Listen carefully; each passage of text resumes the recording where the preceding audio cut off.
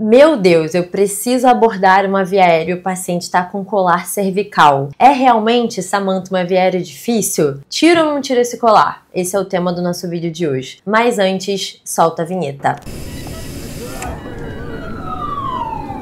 Meu nome é Samantha, eu sou médica anestesista e hoje eu vou discutir com vocês qual que é a melhor estratégia para abordar uma via aérea com a presença de um colar cervical. E a primeira coisa que eu quero que você já coloque no seu coração é que você não é um super-herói. E essa será uma via aérea difícil. Vai ser. Então, se você não tiver sozinho nesse plantão, porque se você for plantonista único, não tem muito para onde você correr, mas se você não tiver sozinho, se você tiver outra pessoa para chamar, para estar ao seu lado, chame ajuda. Essa é uma via aérea potencialmente difícil. E por que, Samantha, essa será uma via aérea mais desafiadora? Lembra, a gente sempre bate nessa tecla, que um dos passos que garante uma abordagem da via aérea de sucesso é o posicionamento. Quando você coloca o paciente na posição olfativa, você pega o eixo oral, o eixo faríngeo e o eixo laríngeo, que são completamente desordenados, cada um apontando para uma direção, e você alinha, não de forma perfeita, mas você os aproxima de uma linha única. Concorda comigo que o único ponto luminoso que você tem para facilitar a sua visualização da fenda glótica é a luz que está na ponta da lâmina do laringoscópio? E que esse conhecimento você tem, lá desde o ensino médio, que luz não faz curva, então você vai facilitar a iluminação da fenda glótica e você vai, então, tornar a sua intubação mais fácil. Entretanto, quando a gente fala de um paciente com colar cervical, esse é um paciente que tem ali uma fratura cervical instável confirmada, ou é um paciente que potencialmente teve um trauma grave e que pode ter uma fratura cervical. Qual que é o risco nessa situação? Lesão medular. Então você não pode mobilizar essa cervical. Esse paciente está com colar cervical para garantir uma imobilidade. Então a presença de um colar cervical impede, por questões de segurança, a mobilização cervical. E se você lembra como a gente faz o posicionamento adequado, para que a gente consiga colocar o paciente na posição olfativa, o que a gente faz? A gente faz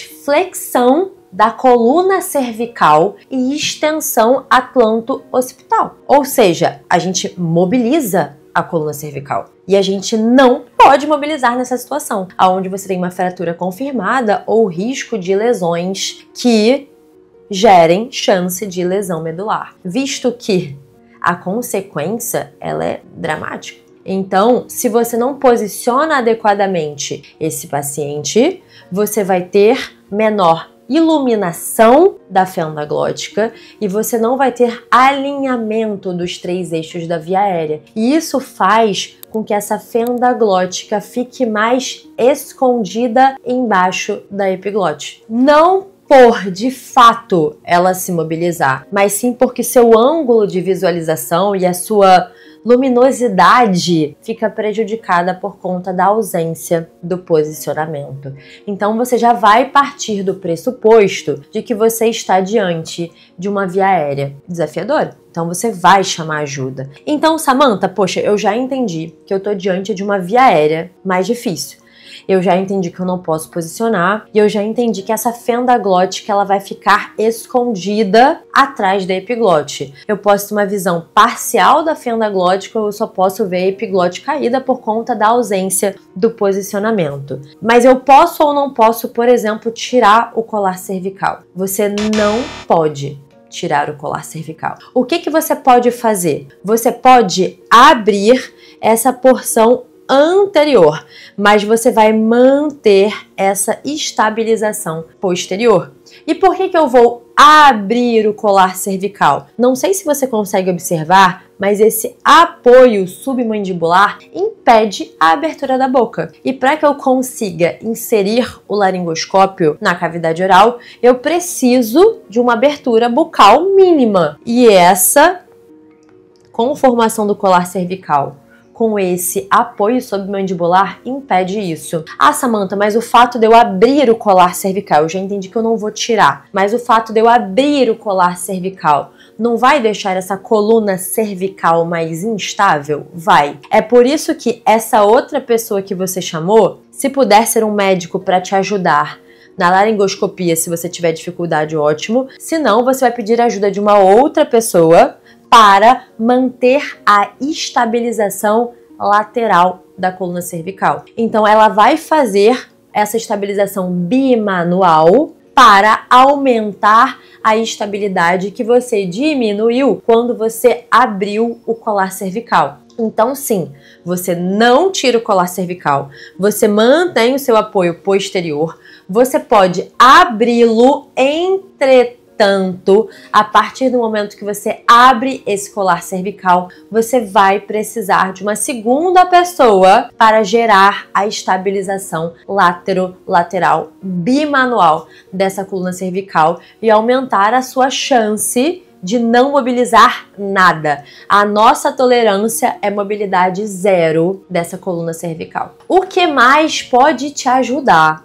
O que mais pode te ajudar no manejo dessa via aérea que é desafiadora, que a glote fica escondida, fica como se fosse um Comarch 2B ou um Comarch 3, no grau de exposição de visualização da laringe. Outros 2 dispositivos serão seus melhores amigos nessa situação. O primeiro é o famoso bugie.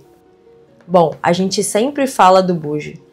Nós somos bugie lovers. Se você ainda não tem um, investe. Não é algo caro. Custa mais ou menos uns R$100 e salva muito a sua vida no plantão. Principalmente nessa situação aqui. Você não pode mobilizar a cervical. Você não pode fazer extensão cervical. Essa glote ela vai estar mais escondida por trás da epiglote. Então imagina que a epiglote está caída aqui e a glote vai estar escondida aqui atrás. Quando eu utilizo o bugie, eu vou ajudar a direcionar esse tubo por trás da fenda glótica, porque ele tem o quê? Uma pontinha angulada. O bugie é o melhor amigo para glotes escondidas. O termo técnico disso é uma glote anteriorizada. Ela fica mais escondida para anterior atrás da epiglote. Uma outra coisa que pode te ajudar é a máscara laríngea. Por que a máscara laríngea pode ser interessante nessas situações? Porque você não precisa posicionar para fazer a inserção de uma máscara laríngea. Então, enquanto para realizar a intubação orotraqueal você coloca o paciente na sniff position, aqui na inserção de uma máscara laríngea você não posiciona. É cabeça do paciente direto na maca, você não usa nem travesseiro. Se você é nosso aluno da comunidade Intubaclass, você sabe disso. Dentro da aula de máscara laríngea eu falo isso com vocês. Tira aquele travesseiro que vem da enfermaria. Então isso aqui pra você, ó, é maravilhoso. Porque nesse paciente aqui você não pode mexer a cervical. Esse paciente aqui não será posicionado. Então o fato da máscara laríngea ser uma estratégia na qual você não precisa posicionar, te ajuda e muito. Então imagina a situação. Você está diante de uma via aérea desafiadora, você chamou ajuda, tem outro médico contigo se possível. Vocês abriram a parte anterior do colar cervical. Mas, a partir do momento que essa parte anterior foi aberta, essa porção da frente, uma outra pessoa está fazendo a estabilização lateral dessa coluna cervical. Você induziu, e aí estratégia farmacológica a gente fala em outro momento, e você percebeu que essa glote estava mais anteriorizada, você só via a porção posterior da fenda glótica e a epiglote caída. Logo, para você conseguir direcionar o tubo para essa fenda, você vai utilizar o bugie. Mesmo com o bugie, você não conseguiu entubar, está muito anterior, ou eu só vejo a epiglote caída. O que vai te salvar nessa situação? A máscara laríngea, visto que você não precisa posicionar para a sua inserção. E além disso, ela é um dispositivo que você insere às cegas. Então, tanto faz se você tem maior ou menor exposição da fenda glótica, porque você está inserindo um dispositivo que funciona como uma ponte entre a cavidade oral e a via aérea inferior, oferecendo volume, oferecendo uma oxigenação adequada, independente de uma maior ou de uma menor exposição da fenda glótica. Então, máscara laríngea do lado quando você for induzir um paciente com colar cervical, porque se você não conseguir entubar, você precisa ter um plano B do lado, e esse plano B com certeza vai ser a máscara laríngea. Ah, Samantha, qual que é o tamanho da máscara laríngea? A máscara laríngea a gente titula ela por faixas de peso. Se você estiver diante de um paciente aí de 50 a 70 quilos, você vai usar uma máscara laríngea 4. Se você estiver diante de um paciente de 70 a 100 quilos, uma máscara laríngea 5. Ah, Samantha, no hospital que eu trabalho não tem máscara laríngea.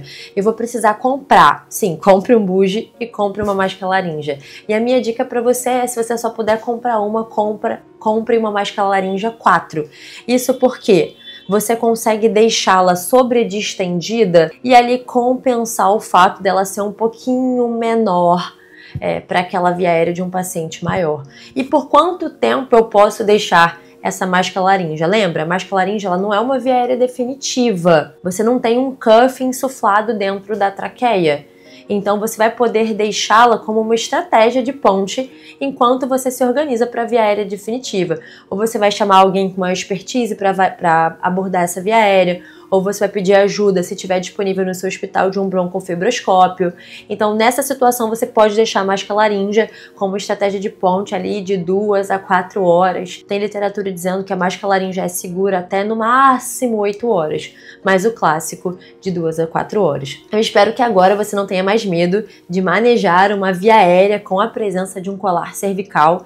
Essa é uma situação de fato desafiadora na prática médica. Dentro da comunidade Intubaclass, a gente tem um treinamento inteiro sobre intubação orotraqueal e manejo de via aérea, onde a gente aborda 360 essa abordagem. Então a gente fala sobre indicação de intubação, sobre escolha de material, eu falo sobre técnica de laringoscopia, fármacos, a gente fala sobre controle hemodinâmico, sobre se o paciente regurgitar, o que você vai fazer. Então eu te treino sobre técnica e sobre decisões da via aérea. Se você quiser conhecer mais sobre a comunidade Intubaclass, não deixa de clicar aqui no link da bio e te vejo no próximo vídeo desse canal.